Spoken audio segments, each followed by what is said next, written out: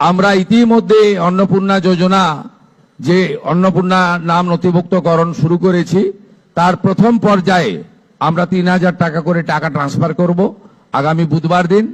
আপনারা কেউ বিচলিত হবেন না।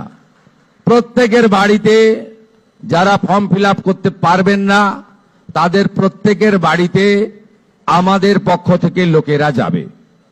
আমাদের লোকেরা গিয়ে আপনাদের ফর্ম ফিল আপ করে আনবে। এতটুকু বিচলিত হবেন না, বিভ্রান্ত হবেন না, গুজবে কান দেবেন না। কারণ আমরা চাই প্রকৃত প্রাপকদের হাতে এই অর্থ পৌঁছাক। আমরা চাই না কোনো অভারতীয়র অ্যাকাউন্টে এই টাকা যাক।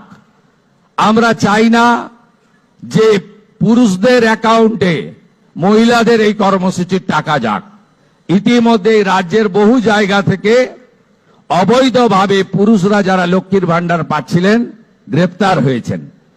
আপনাদের সরকারের অর্থ, এই সরকার স্বচ্ছতার সঙ্গে কাজ করবে, এই সরকার ফাইন্যান্সিয়াল ডিসিপ্লিন মেনে কাজ করবে।